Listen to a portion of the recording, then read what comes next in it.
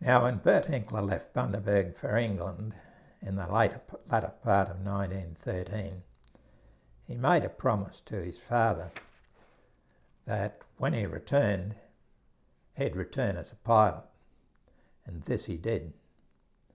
On the 11th of April 1921, Bert flew his Avro baby into Bundaberg, quite unannounced, and did a few circles of the town. He landed on the Foundry Green before taxiing the baby down the street to number 69 Gavin Street, which was his birthplace. The whole neighbourhood was trailing behind him.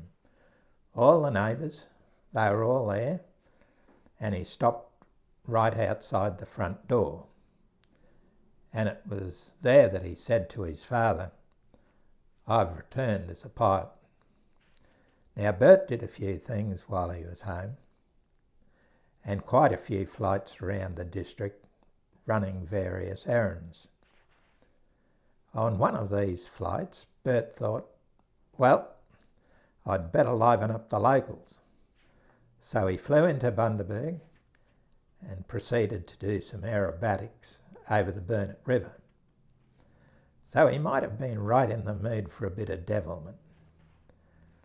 Approaching the old traffic bridge from the east, he flew under the bridge, and then, to really do it properly, he also flew under the railway bridge. Up the other side, he did a steep climb and a couple of very nice turns, and then back under the bridges again, before landing on the Foundry Green and taxiing all the way up to his mum's home. After about 12 days, Bert decided that time was getting on and he ought to head back to Sydney via Brisbane. And before he left, one of his friends gave him a pet magpie. And that's the last thing, of course, you need in a very tiny aeroplane, is a caged magpie. But Bert, being an animal lover, thought, this'll do me. So the magpie went off to Gympie. He called into Gympie on his way back to Brisbane, and while there, people also offered up other pets, and finally he flew on to Brisbane.